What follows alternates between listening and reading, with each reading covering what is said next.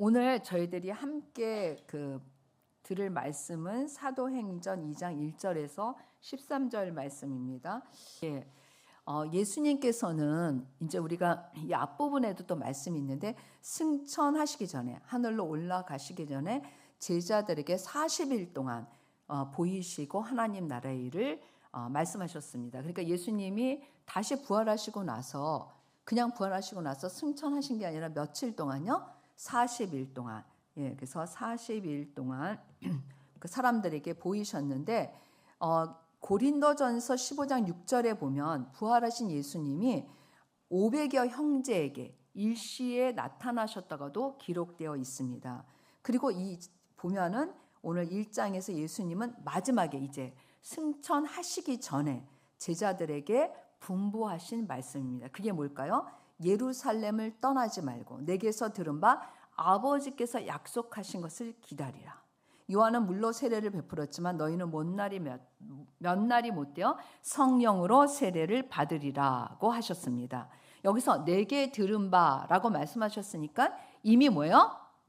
말씀을 하셨다라는 것입니다. 이미 성령에 대해서 지금 처음 말하는 게 아니라 말씀하셨다. 그래서 이 말씀은 우리가 요한복음에 보면 굉장히 자세하게 기록되어 있습니다. 그래서 요한복음 14장, 그 다음에 15장, 16절에 계속해서 연속적으로 성령님에 대해서 말씀하고 계십니다.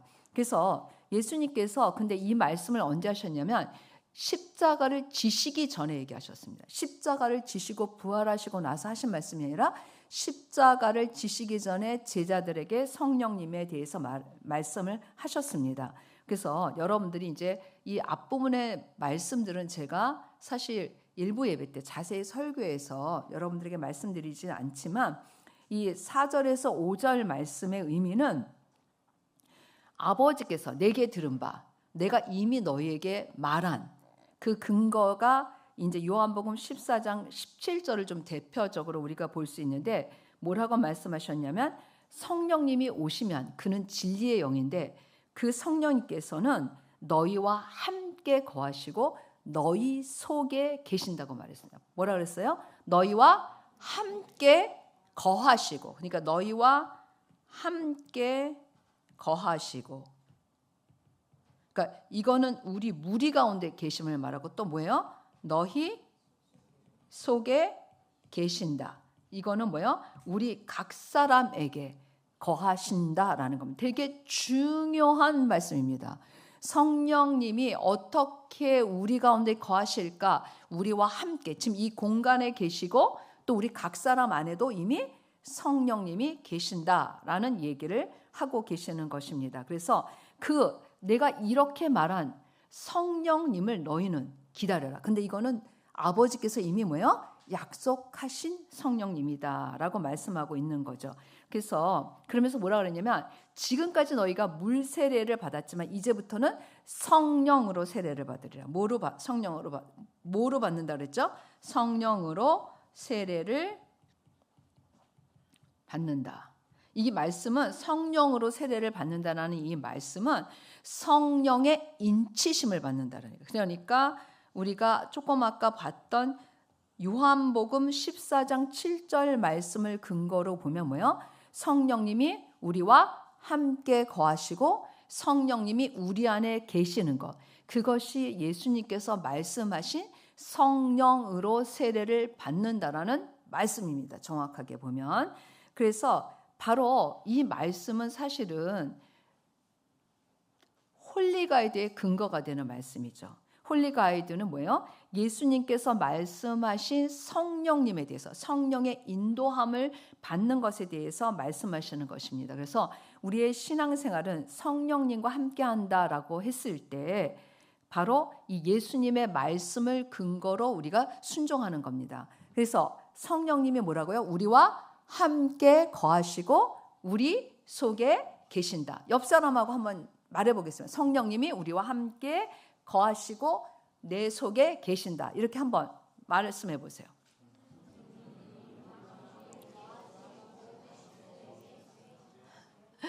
왜 그러냐면 우리가 사실 성령님이 내 속에 계신다라는 것 저희 교인들은 뭐 모르시는 분은 없지만 우리와 함께 거하시고 내 속에 계신다라는 이 말씀은 평생토록 여러분이 잊어버리면 안 되는 거예요. 이 말씀은 정말 여러분들이 붙들고 계셔야 돼요. 어느 순간에도 잊어버리면 안 됩니다. 왜냐하면 영원토록 너희와 함께 거하신다고 이미 말씀하셨어요. 요한복음에 여기에 보면 영원토록 너희와 함께 거하신다 그랬으니까 한순간도 우리하고 떠나지 않으시고 한순간도 우리가 어디를 가든지 무엇을 하든지 우리가 잠잘 때에도 우리가 낮에 어떤 일을 할 때에도 우리가 어떤 상황에 있어도 성령님은 나와 함께 거하신다는 겁니다. 그래서 여러분들은 혼자 신앙생활 하는 것이 아닙니다.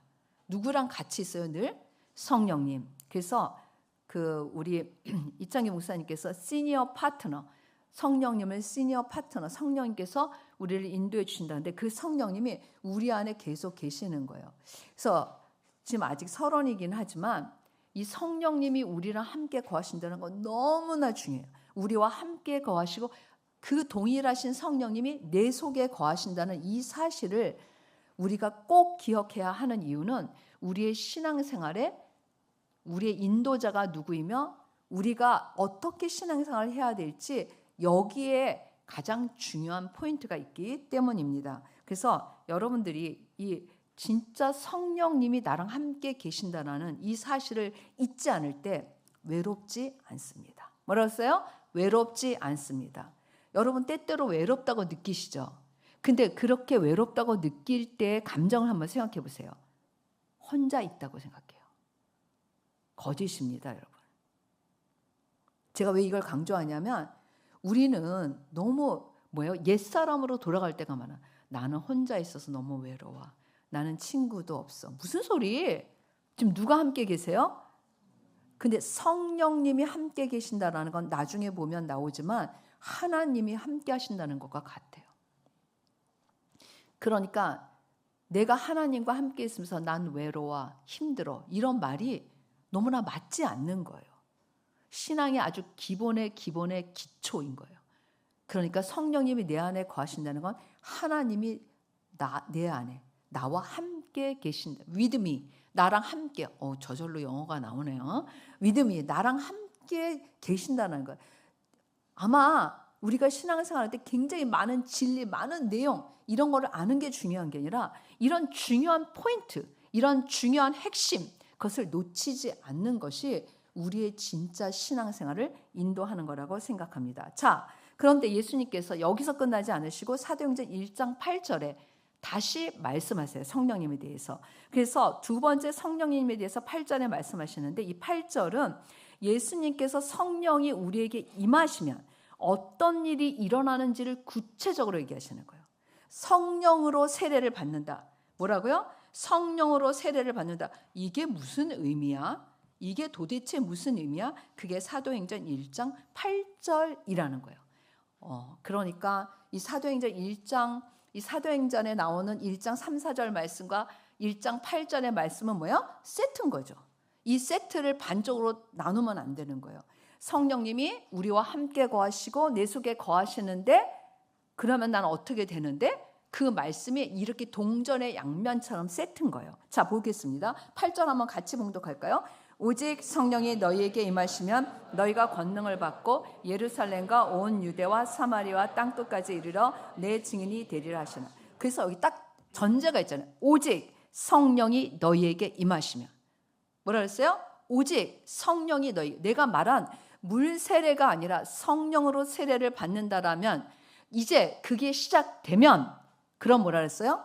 뭐라 그랬습니까? 너희가 권능을 받고라고 얘기했습니다. 뭐냐면 여기서 말하는 그 권능이라는 것은 그냥 능력, 그냥 성령을 받으면 능력이 생겨 이게 아닙니다. 여기서의 권능은 증인으로서의 사역을 수행하는 데 필요한 모든 능력,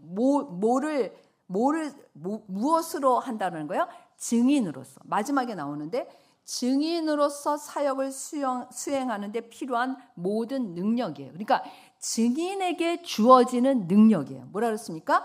증인에게 주어지는 능력. 그냥 능력이 아니라 뭐라 했어요?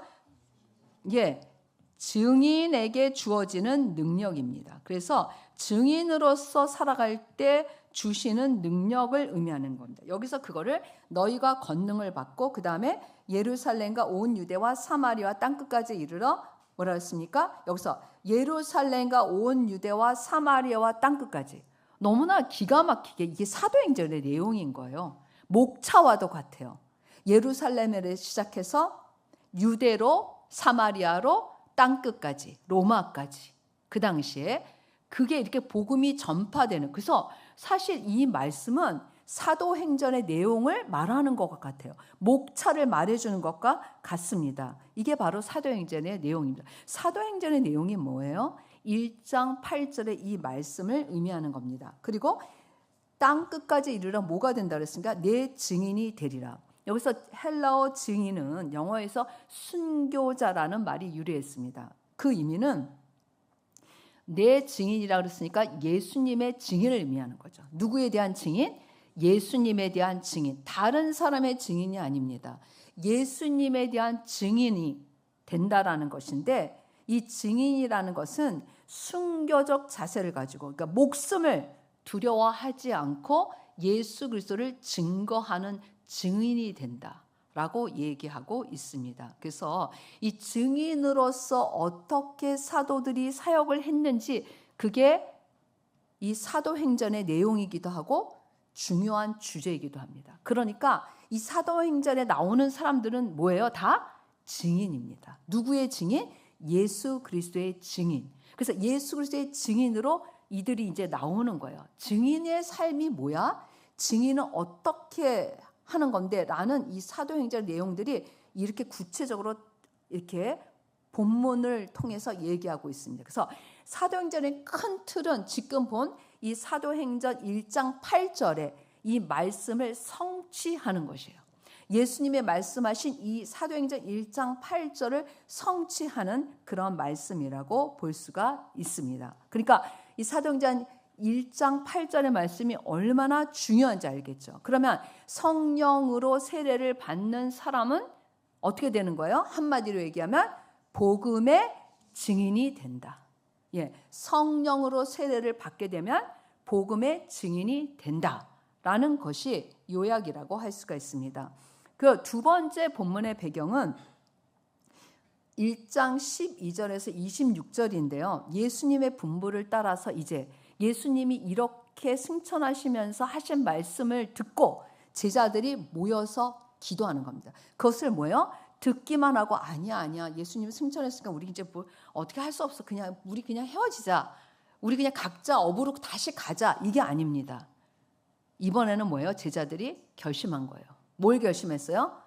이번에는 예수님의 말씀대로 순종하기로. 예수님이 십자가를 지실 때는 약속했지만 다 도망갔어요. 이번에는 뭐예요? 결심했습니다.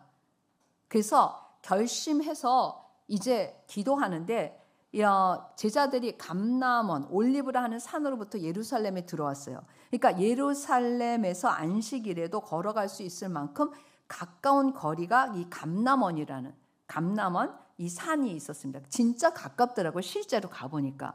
그렇게 먼 거리가 아니에요. 그리고 여기에 모인 사람은 120명 정도예요. 그러니까 12제자만 모인 게 아니라 마지막에 다시 이제 마띠아 뽑고래서 12명이 아니라 예수님의 제자들, 예수님의 어머니 그리고 아우들까지 포함해서 120명이나 모여서 이 성 안에 있는 이 다락방에 올라가서 오로지 기도에 힘썼다. 그거는 뭐예요?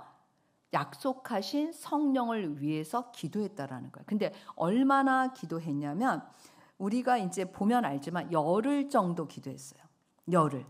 오순절 날이 이미 가까웠음에 이렇게 나와 있기 때문에 그래서 이제 예수님께서 이제 이 성령님 예수님이 약속하신 성령으로 세례를 받는다. 이게 이제 사도행전의 시작이기도 하고 여러분들과 제가 성령을 받는 근거가 되는 말씀이기 때문에 너무나 중요한 말씀이에요.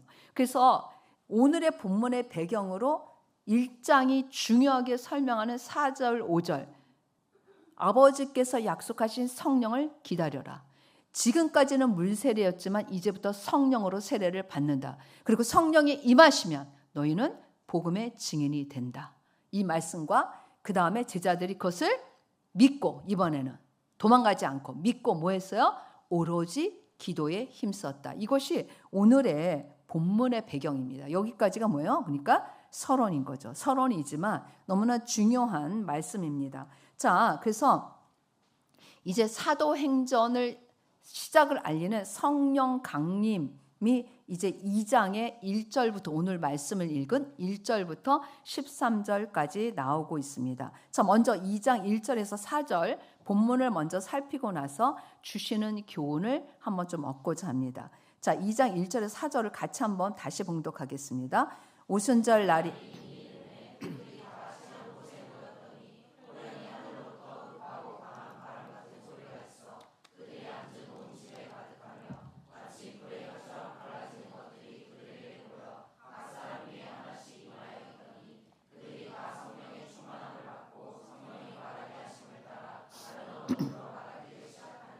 네, 여기서 보면 오순절 날이 이미 이름에라고 되어 있습니다. 그래서 오순절, 그러니까 제자들은 예수님께서 분부하신 그 성령을 아버지가 약속하신 성령을 받기 위해서 다락방에 모여서 기도했습니다. 몇 명이요? 120명 정도가. 근데 그들이 모여서 기도한 후 10일째가 되는 날이 오순절이었어요.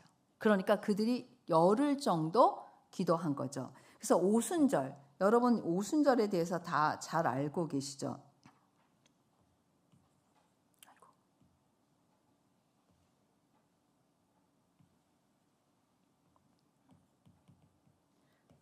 이 오순절은 되게 중요한 날이어서 여러분들에게 좀 설명드리면 좋겠습니다. 이스라엘이 지키고 있는 3대 절기 중에 하나예요. 3대 절기 뭐가 있죠? 유월절, 오순절, 초막절. 거기 써 있어서 잘 대답하시네요. 그렇죠? 이거를 안 보여드렸으면 아마 또 가만히 있었을 거예요. 근데 역사적으로 오순절이라는 거는 시내산에서 모세가 율법을 받은 것을 기념하는 날이에요. 그리고 절기로서는 6월절에서 50일이 지난 날에 해당하는 날이에요.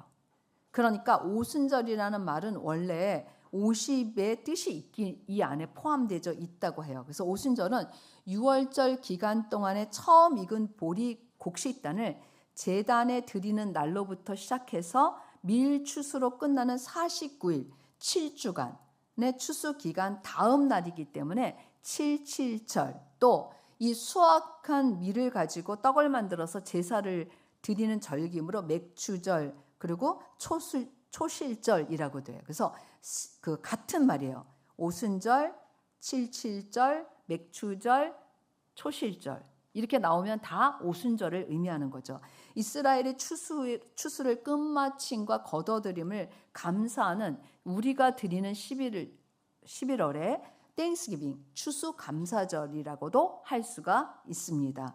여기에 오순절 날이 이미 이름에라는 원어의 뜻은 이제 시간이 거의 닥쳤다. 그러니까 오순절 날이 거의 가까웠다라는 것입니다. 이 오순절 날이 왜 중요하냐면 이 날은 예루살렘 중심으로 32km 거리 안에 있는 유대인 남자라면 누구나 참여해야 돼요. 그러니까 예루살렘에 사람들이 모여 들었죠. 이 근처에 32km 근방에 사는 사람들뿐만 아니라 이방 나라에 흩어져 있던 유대인들도 자원해서 왔어요. 그러니까 예루살렘에는 뭐예요? 사람들로 가득한 거예요. 와우, 하나님께서 이 날을 택하신 거예요. 그냥 제자들에게 성령을 주신 날이 자기네들끼리만 모여서 기도하는 날이 아니라 이미 뭐예요? 예루살렘 안에 많은 사람들이 있음으로 인해서 성령을 받은 제자들, 이 날이 다른 사람들에게 뭐예요? 전파될 수 있는 날을 선택하신 거예요, 하나님께서. 그러니까 그냥 오순절날 제자들이 성령을 받았다라는 것이 아니라 오순절날이 왜 하나님께서 이 날을 택하셨냐면 제자들이 성령을 받을 때 숨어서 받은 게 아니라 거기에 있던 주변에 있던 모든 사람들이 모여든 사람들이 다 알 수 있게. 그래서 뒤에 보면 그렇게 있잖아요. 그래서 이 날에 이제 성령님이 임하신 거죠. 그래서 어떻게 임하셨느냐면 2절과 4절 말씀 또 같이 한번 봉독하겠습니다. 호련히 하늘로부터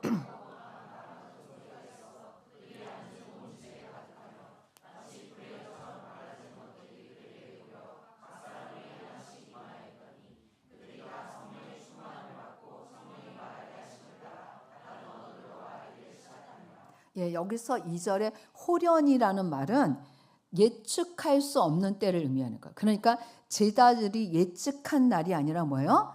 하나님이 정하신 하나님의 뜻대로 하나님께서 정하신 날 성령님이 임하셨다라는 것을 말하는 겁니다. 그리고 여기서 급하고 강한 바람 같은 소리. 그래서 여기 성령님이 임하셨을 때 세 가지의 증표가 나타나죠. 뭐가 있을까요? 바람, 그 다음에 불, 그 다음에 뭐예요? 방언. 이렇게 세 가지가 나타나잖아요. 그래서 이 세 가지의 바람, 불, 방언 이 세 가지는 유대인들의 전통에서 하나님의 임재를 나타내는 표시로 그렇게 이제 알고 있는 거예요. 그래서 여기서 바람이라는 것은 성령의 임재하심에 대한 증표로서 나타나는 것으로 어원적으로 볼 때는 영이라는 단어가 바람, 푸노에와 깊은 연관이 있다는 사실을 우리가 알 수가 있습니다. 그래서 3절에 약속된 주의 성령이 각 사람 위에 임했다라는 것을 통해서 요엘 선지자의 그 예언이 예수님이 약속하셨던 그 말씀이 구체적으로 성취되었다라고 보여주고 있습니다. 그래서 사실 여기서 각 사람에게 임했다라고 얘기했을 때 성령님이 뭐예요? 우리와 함께 너희 속에 계시겠습니다 그랬는데 지금 그들이 모인 곳에 임하셨어요? 안 임하셨어요? 보면 임하셨고 각 사람 위에 임하셨다라는 거. 그러니까 정말 예수님이 말씀하신 그대로 그들이 볼 수 있었다는 거예요. 그들에게 그냥 그대로 나타나셨다라는 것을 알 수가 있습니다. 그래서 4절에 성령의 충만함. 그들이 뭐예요? 여기 다 성령의 충만함을 받고 성령이 말하게 하심을 따라 다른 언어들로 말하기를 시작하니라 그랬는데 여기서 뭐 각 사람 위에 임하여 있더니 그들이 다 그래서 여기서 보면 성령의 충만함과 성령 세례를 좀 구분해서 우리가 생각해야 됩니다. 각 사람 위에 임하셨잖아요. 그리고 성령의 충만함을 받았다 그랬죠. 그래서 여기서 성령 충만은 여러분 우리가 이제 보통 얘기할 때 성령 충만은 이례적이지 않아요. 여러 번 되풀이해서 구원을 받은 때부터 시작해서 계속 그 후에도 일어날 수 있습니다. 성령 충만은. 그래서 사도행전에서도 보면은 제자들이 성령 충만을 받는 사건들이 나와요. 다 살펴보진 않지만. 그 다음에 사도행전에서 예수님이 말씀하신 그러면 성령 세례는 뭐냐? 여기는 요한복음 14장 16절에서 17절을 근거로 구원의 순간에 모든 믿는 자들에게 내주하시는 성령님을 의미해요. 뭐라고요? 내주하시는 성령님. 그러니까 아까 성령님이 뭐라 그랬습니까? 우리와 함께 거하시고 너희 속에 계시겠습니다. 그랬잖아요. 너희 속에 계신다라고 할 때 예수님이 말씀하신 성령의 여기서 말씀 사도행전은 성령으로 세례를 받는다라는 그런 말씀이죠. 그런데 지금 이 본문은 성령 세례와 성령 충만이 동시에 이루어졌다고 보는 거예요. 뭐라 그랬습니까? 성령 세례와 성령 충만이 동시에 이루어졌다. 그래서 4절에 보면 성령이 말하게 하심을 따라 다른 방언으로 말하기를 시작하니라. 그래서 이제 이 사도들이 방언으로 얘기를 하는 거예요. 근데 이 방언은 고린도전서에 말씀하신 그런 방언이 아니라 뭐예요? 사실은 외국어를 말해요. 여기서 사도행전은 고린도전서에 나타나는 방언과 같지 않고 외국어로 이제 말을 하는 거죠. 그래서 이 사건은 사실 바벨탑 사건을 통해서 하나님께서 언어를 흩으셨는데 이 제자들이 성령을 따라 다른 방언으로 말하게 된 이 사건을 어떻게 보냐면 새 시대가 도래하는 것을 예고하고 주님의 부활 소식이 온 세상에 복음이 온 세상에 전파될 것을 암시하고 있는 거예요. 그러기 때문에 너무 중요한데 복음이 이 전파되기 위해서 제자들끼리 모였을 때 그들만 성령을 받고 성령의 충만함을 받고 방언을 말하고 끝난 게 아니라 이 오순절이라는 날, 이 예루살렘에 많은 모인 사람들이 제자들이 성령 받은 것을 다 알 수 있는 환경이었다는 거예요. 그래서 우리가 보면은 여기에서 보면은 이제 그들이 성령의 충만함을 받고 성령의 말하게 하심을 따라 다른 언어로 말하다. 다른 언어로 말하고 이제 그들이 그러니까 이 외국어로 이제 말을 하게 된 거죠. 그때에 이 외국어를 사람들이 그러니까 이 제자들이 방언으로 얘기하는 것이 예루살렘 성 안에 사람들이 많이 있잖아요. 아까 얘기했듯이 32km 근방에 있는 유대인 남자들은 다 왔어야 되고 디아스포라 외국에 있는 유대인들도 왔어요. 자원해서. 그래서 가득 있는데 제자들의 방언 소리가 그들이 모인 다락방을 넘어서서 뭐요? 바깥에까지 들렸고 계속 그게 진행된 것을 볼 수 있어요. 그러니까 방언을 잠깐 말하고 끝난 게 아니라 성령의 역사가 마치 뭐예요? 계속해서 일어나고 있었다는 거예요. 지난번에 에즈베리 신학교에서 성령의 놀라운 그런 역사가 일어났었어요. 그래서 갑자기 예배가 끝나고 몇몇 학생들이 이제 성령님의 임재를 느끼고 기도할 때 성령님이 거기서 역사하시자 막 바깥에 있는 학생들이 들어오고 전 세계에서 들어와서 굉장히 오랜 기간 성령님의 역사를 그들이 다 같이 경험하고 막 그래서 인도자도 없고 누구도 없는데 막 찬양하고 자기죄 회복하고 성령님 받아가지고 성령님이 주차가 되는 그런 집회의 역사가 일어났었어요. 그런데 마치 지금도 마찬가지라는 거예요. 성령님을 받은 제자들이 딱 자기네들이 받고 끝난 게 아니라 그 역사가 뭐예요? 계속 번져 나가서 그 예루살렘에 있는 사람들도 뭐예요? 들을 수 있게. 지금 사건은 이제 그렇게 되는 것이죠. 그래서 이제 그렇게 보면은 우리가 이제 알 수가 있습니다. 그래서 2장 5절에서 11절 한번 읽어볼까요? 같이 시작.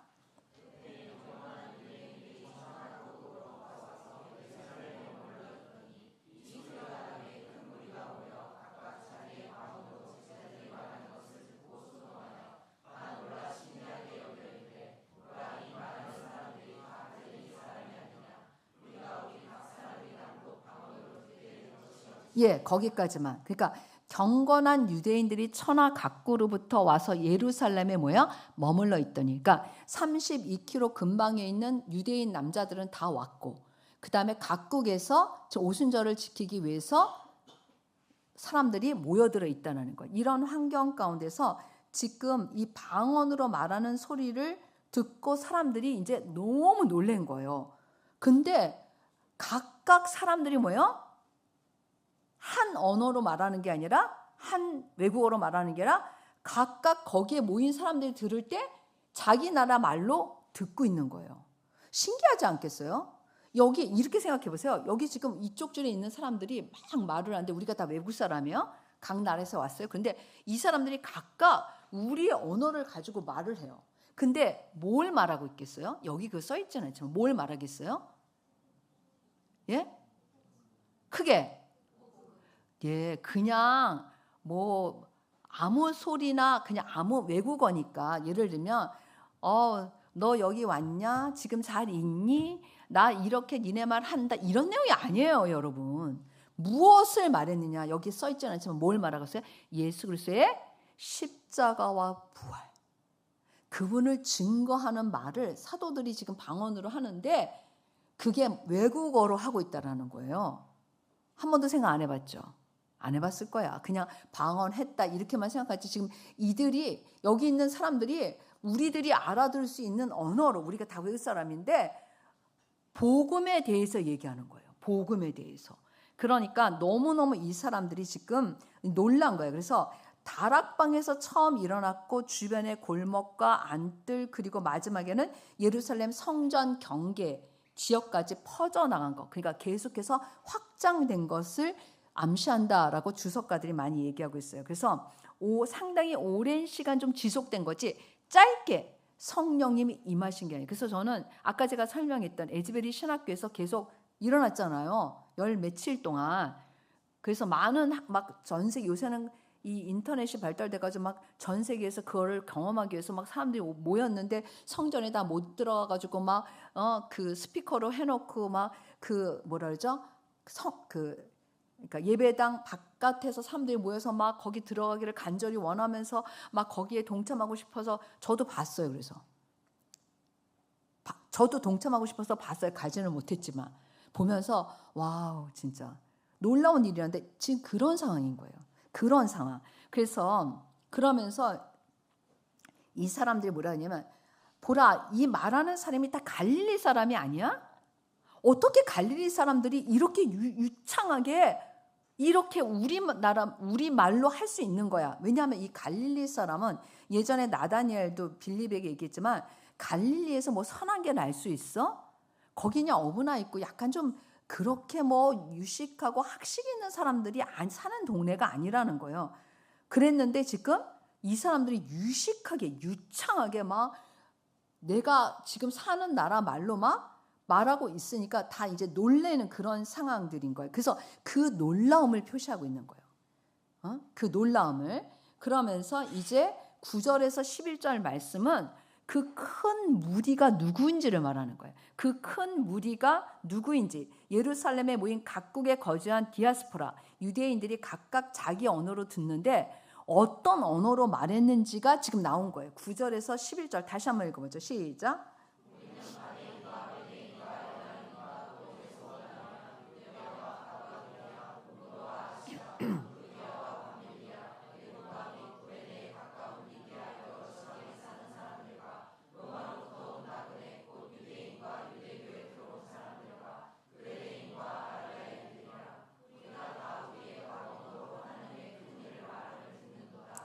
예, 그래서 여기 보면 아랍인들도 갑바도기아 사람들도 아시아에 온 사람들도 각각 자기의 언어로 알아듣는데 여기 나왔잖아요. 하나님의 큰 일을 말함을 듣는도다. 하나님의 큰 일이 무엇이에요? 아까 제가 얘기했듯이 복음인 거예요. 그들이 그들의 입으로 막 말하는데 여기 보면 사도행전 1장 8절에 너희가 예수 그리스도의 증인이 된다고 그랬잖아요. 그러니까 이들이 첫 번째 다른 나라 언어로 말하면서 전한 거는 복음인 거예요. 놀랍지 않아요? 놀랍지 않아요? 근데 이 외국 사람한테 뭐예요? 지금 우리가 제자들이 직접 이렇게 말한 게 아니라 자기가 알고 있는 언어로 말한 게 아니라 성령님에 의해서 지금 이 외국 사람들이 알아들을 수 있는 복음을 전하고 있는 이런 상황이니까 한번 눈 크게 떠보세요. 그걸 듣는 그 표정을 한번 줘보세요. 이쪽 파트. 놀란 표정을 줘야죠. 그냥 이게 뭐예요? 해보세요. 시작. 그렇죠. 이쪽은 자기도 놀래. 자기 입에서 지금 알아들 수 없는 말을 외국어로 해. 그 놀란 표정 해보세요. 좋아. 이쪽이 마음에 들어. 반응이 좋아요. 그러니까 이쪽은 말하면서 놀래는 거고 이쪽은 들으면서 놀래는 거예요. 양쪽 다 지금 너무나 지금 어떻게 이런 일이 일어날 수 있어? 이건 사람이 하는 일이 아니다. 인간이 하는 일이 아니다라고 얘기를 하는 거예요. 그러니까 2장 12절에서 13절에 보면 다 놀라 당황하며 서로 이르되 이 어찌 된 일이냐? 할 말이 없는 거예요. 너무 놀래서 이게 무슨 일이야? 이게 무슨 일이야? 우리가 왜 진짜로 당황하면 이건 굉장히 놀랄만한 일인데 좀 그렇지 않아? 이렇게 얘기하는 사람 아무도 없어요. 이거 무슨 일이야? 그 말밖에 못해. 이건 무슨 일이야? 이건 무슨 일이야? 그렇지 않아요? 놀랬을 때 이건 뭐 그런데 이렇게 이런 거 같아. 이렇게 말하는 사람 아무도 없어. 한번 옆에 있는 사람한테 이거 무슨 일이야? 자, 들은 사람처럼 여기는 말하는 사람으로서 한번 시작. 정말 이런 흥분을 느껴보세요. 이 말씀이 말하는 상황을 나도 한번 같이 느껴보는 거예요. 말씀이 설명하고 있는 상황을 나도 한번 너무 놀랍다 이거. 그래서 우리 사실 우리나라 말로 선교사님들이 복음을 전해줬을 때 그 감격이 어땠을까? 와우. 그러니까 성령님이 그렇게 역사하셔서 복음을 듣게 돼서 여기까지 온 거예요. 이게 이제 원초죠. 원초 어떻게 보면. 그래서 다 놀라 당황하여 서로 이르되 이 어찌 된 일이냐. 또 어떤 이들은 조롱하여 이르되 그들이 세술에 취하였다. 그래서 계속해서 성령님의 이 역사를 보고 두 가지 반응이 일어나요. 긍정적 반응, 부정적 반응. 근데 그곳에서 일어난 초자연적 일을 목격했다라는 것은 사실인 거예요. 무슨 일? 초자연적인 일. 여기까지가 오늘의 본문의 내용이에요. 이 이후에 보면 여러분 내용이 너무 쉬워요. 사도행전은. 이제 이렇게 증인으로 성령으로 증인으로 복음의 증인으로 세워진 제자들의 행진이에요. 끝이야.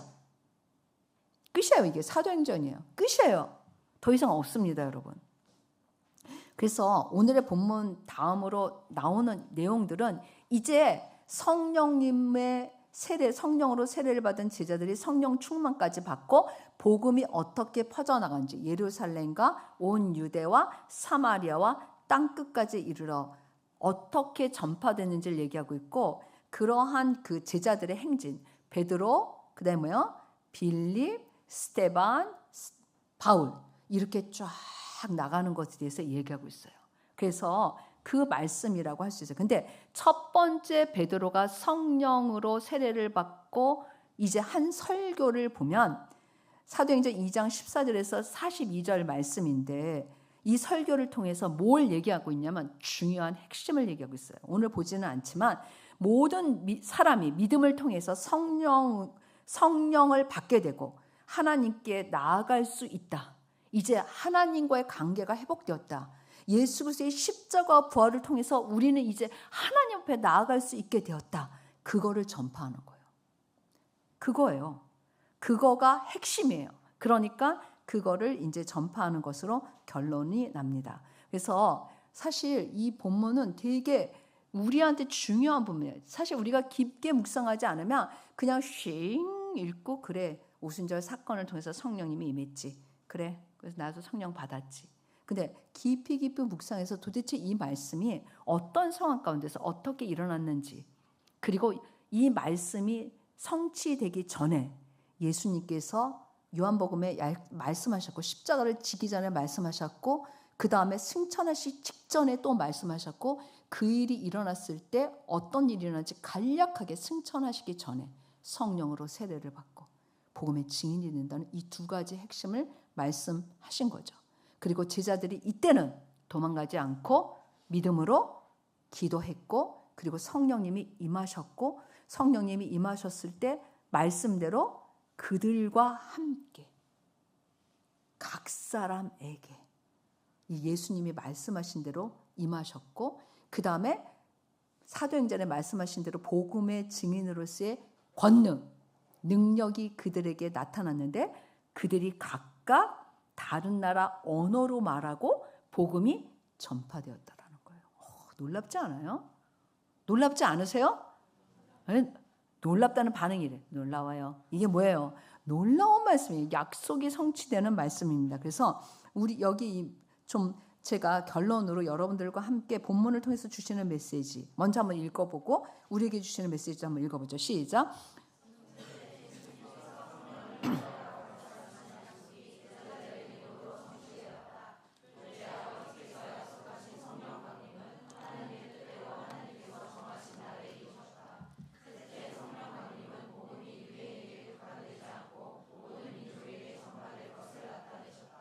넷째.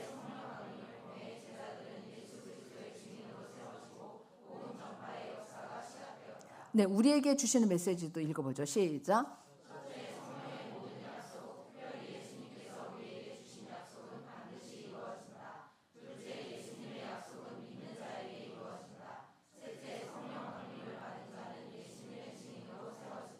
예. 근데 제가 이 본문을 성령 강림이라고 하지 않았어요.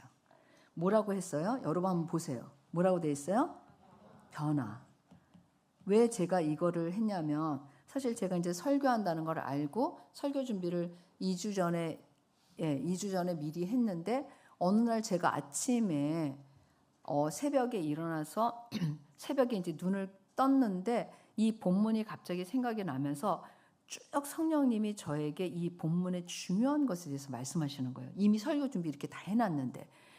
그래서 제가 막 항상 이제 그 알람으로 핸드폰을 옆에다 두고 자는데, 핸드폰에 저는 이렇게 펜이 있어요. 그래서 펜에다가 꺼내서 그때 주시는 말씀들을 이렇게 기록했어요. 그 말씀을 토대로 봤을 때 성령님이 제게 원하시는 설교는 성령 강림이 아니었어요. 포인트가 우리에게 있었어요. 그래서 제가 뭐라고 바꿨냐면, 설교 제목 바꿔줘. 우리 그 지옥 간사한테 그렇게 말하면서 변화라고 해줘 그랬어요. 뭐라고요? 변화. 왜 제가 이 변화라고 했냐면, 성령님이 우리는 이미 성령으로 세례를 받았어요. 그랬는데 우리에게 어떤 변화가 일어났고 나는 지금 어떤 사람인지를 명확하게 말씀하시는 거기 때문에 다시 한번 그것에 대해서 성령님이 말하기를 원하셨다라는 것이에요. 자, 우리 한번 봅시다. 정리를 한번 해보면 예수님께서 뭐라고 말씀하셨어요? 아버지께서 약속하신 성령을 뭐라 했어요? 기다려라. 그러면 성령이 너희에게 임하시면 너희는 뭐가 된다 그랬어요? 복음의 증인이 된다 그랬어요. 그랬을 때 제자들은 뭐예요? 그것을 믿고 믿음으로 뭐예요? 뭐 했죠? 기도했어요. 그랬을 때 성령님이 임하셨어요? 안 임하셨어요? 네, 성령님이 임하셨어요. 이때 제자들이 믿고 있을 때 그 제자들은 성령 세례와 뭘 받았죠? 성령 충만을 받았어요. 그리고 이것을 받고 그 다음에 제자들이 뭘로 세워졌어요? 복음의 뭐로 세워졌어요? 증인으로 세워졌어요. 또 동일하게 앞에서 말씀하셨던 거하고 예수님께서 말씀하신 이 복음의 증인으로 뭐요? 제자들이 이제 이렇게 세워진 거죠. 그런데 이 복음의 증인인데, 자, 복음과 증인을 조금 구분해서 생각해 보고 싶어요. 복음은 뭘 말하는 거고 증인은 뭘 말해요? 복음은 뭘 말하는 거죠? 제자들이 어떻게 변했을까? 이 제자들이 전한 복음을 우리가 좀 보면 뭘 전했을 것 같아요? 예수님의 십자가와 부활을 전했죠.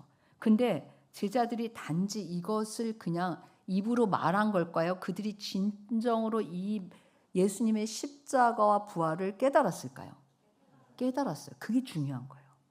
그들은 그 사건을 말한 게 아니라 그 사건의 진정한 의미를 성령님에 의해서 알게 되었다는 거예요. 그리고 그들은 이제 예수님이 오신 목적을 분명하게 알았을 뿐만 아니라 그들은 이제 그 예수님을 뭐 하기까지 하냐면 사랑하고 이제 완전히 예수님의 복음이 얼마나 놀라운 것인지, 얼마나 하나님이 왜 이 예수님을 보내셨는지 이것을 이제 완전히 알게 됐다라는 거예요. 이 복음.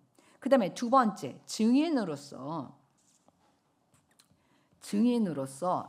이제 보면, 자, 증인이 된다라는 것은, 자, 우리가 아까도 말했듯이, 자, 이들은 이제 성령님께서 그들 가운데 임하셨고 각 사람에게 임하셨어요. 그렇죠?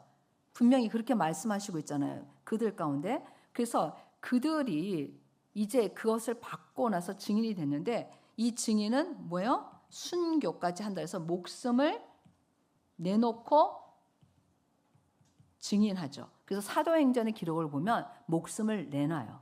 그들이. 그 다음에 그 전에는 사도들이 두려워하는 자였어요. 근데 그들은 뭐예요? 이제 두려움에서 어떤 것을 갖게 돼요? 담대해요. 그래서 사람보다 하나님을 선택한다 그래서 감옥에 가는 거, 죽음을 두려워하지 않는 것이 나타나요. 그리고 이들은 이제 한계를 넘어서 그들의 예루살렘 안에 있는 그 한계를 넘어서 어디까지 나가죠? 땅끝까지 전파돼요. 그렇죠? 한계를 벗어나요. 그런데 우리가 이 증인으로서의 그들의 권능을 받는다고 되는데 이 증인으로서 이렇게 이들이 바뀌어서 어떤 권능을 행하죠? 사도행전은 수많은 기적과 능력이 나타나요. 맞죠? 자, 정리한 거예요. 조금 좁게 해야지. 아무리 조금 더. 자, 그런데 제가 여러분들한테 하고 싶은 말은 뭐냐면 우리는 이미 뭐요? 성령으로 세례 받았어요, 안 받았어요? 받았죠. 받았어요, 안 받았어요? 받았어요. 성령 충만하면 모르겠어요. 성령 충만하면 구원의 때로부터 계속해서 지속적으로 받아야 되는 것이지 한 번 받으면 성령 충만으로 되지 않아요. 근데 제가 여러분들한테 말하고 싶은 건 이거예요. 성령으로 세례를 받았는데 그러면 여러분들은 진짜 복음을 알게 되었느냐? 여러분들은 진짜 증인으로 세워졌는가? 분명히 성령으로 세례를 받으면 복음의 증인이 된다 그랬는데 여러분들은 진짜 진정으로 십자가와 부활의 의미를 깨달았느냐? 지식으로 머리로 깨닫는 거 말고 진짜 영으로 깨달았는가? 이거를 못 깨닫잖아요. 목숨 절대 못 내놔요. 인생 자기를 위해서 살아요. 뭐 이거 다 소용없어. 일단 진정으로 복음을 아냐는 거야. 그걸 묻고 싶은 거야. 내 안에 성령님이 있다 그러면 그냥 이거는 뭐예요? 성령님이 우리 안에서 행하시는 일인 거예요. 여러분 안에 진정한 십자가와 부활의 의미를 아세요? 이거를 알게 되잖아요. 자기 주인 노릇 못해요. 자기 위해서 못 살아요. 왜? 복음을 깨달으면 이게 이게 이꼬르가 돼요. 복음을 알게 되면 뭐가 돼요? 그냥 증인이 되는 거예요. 복음을 모르면 증인이고 뭐고 간에 그냥 날라리 신자죠. 그냥 주일에 오는. 뭐 나를 위해서 인생을 살지. 그러니까 복음을 진짜 깨닫느냐 라는 걸 여러분들한테 오늘 묻고 싶고, 또 하나는 그러면 여러분들은 증인으로서 지금 살고 있느냐라는 걸 묻고 싶어요. 증인으로서 살고 있느냐. 증인은 뭐예요? 목숨 내놨어요, 여러분? 목숨 내놨어요? 여러분 담대해요? 언제든지 복음 전할 수 있어요? 여러분 주님이 가라는 곳에 어디든지 갈 거예요? 안 돼요, 안 돼요. 난 못 가요, 거기. 여기 못 떠나요. 나 예루살렘만요. 나 유대만요. 너무 놀라워요. 우리한테 이 말씀을 왜 주셨냐는 거야. 우리가 우리 상황에서 진짜 그런 사람인지를 생각해봐요. 증인으로. 그럴 때 내가 복음을 진정으로 알고 내가 증인으로 세워졌을 때 우리에게는 기적과 능력이 나타나는 거예요. 그건 따라오는 거예요. 저는 이 말씀을 큐티 묵상을 하면서 나는 왜 저한테 이 말씀을 묵상하는데 나는 왜 능력이 안 나타나지? 그래서 제가 생각해 봤어요. 난 복음은 깨달았어. 난 진짜로 십자가와 부활을 사랑해. 그래서 내 인생에 정말 모든 것 주님 보고 정말 진정으로 주님이 주인 되신다라는 건 아는데 왜 나는 능력과 분명히 뭐예요? 임하시면 권능을 받고, 그러니까 증인으로서 그런 것들이 나타나야 되는데 왜 지속적이지 않고 어쩌다 가끔 인생에 나타나는 거야. 나는 뭐에 내가 문제가 있는가 생각했더니 내가 증인으로서 서지 못해 있다는 걸 알게 됐어요. 그래서 증인으로서 서는데 목숨을 내놨냐? 100점이 안 돼. 목숨 못 내놓고 한 50점 정도 되는 것 같아서 정직하게 얘기해서. 두렵지 않고 담대하냐? 아이고, 이것도 난 진짜 뭐 제가 여러분들 앞에서 저는 어디서든지 복음을 전할 수 있습니다. 말은 쉽지. 순교할 수 있어요? 어메 무서워. 진짜 내 믿음이 여기까지 갔나? 아니야. 아직 아니야. 나는 한계를 넘었어. 멀미 하나 못 넘었어요. 멀미. 제가 차멀미, 비행기 멀미, 배 멀미, 모든 각종 멀미를 하는데 나는 그걸 무릅쓰고 진짜 복음을 전하기 위해서 갈 수 있다고 생각해. 제가 예전에 하도 비행기 멀미까지 해서 하나님 이젠 비행기 안 타고 싶어요. 그랬더니 진짜 비행기 안 타게 하시더라고. 그래서 다시 바꿨잖아요. 하나님 저 비행기 타도 돼요. 요새는 그렇게 기도하잖아요. 하나님 저 비행기 타도 되고 배 타도 되고 저 헬리콥터도 탈 수 있고. 헬리콥터도 무서워해요, 제가. 내가 가진 믿음이 얼마나 형편없는지를 이걸 묵상하는데 내가 복음은 알고 있는데 내가 진짜 복음은 사랑하는데 증인? 거기에서 딱 걸리는 거예요. 내가 증인이 못 돼서 증인이 되어야지 되는데 증인이 못 돼서 능력이 권능이 나타나지 않는다는 것을 생각하게 되었어요. 그러면서 제가 무슨 기도를 했냐면 사랑하는 주님, 증인이 되고 싶습니다. 저 증인이 되고 싶습니다. 저 포기하지 않고 증인으로 갈래요. 저 그렇게 그날 큐티 본문 묵상하면서 그렇게 기도하게 된 거예요. 저 증인으로 갈래요.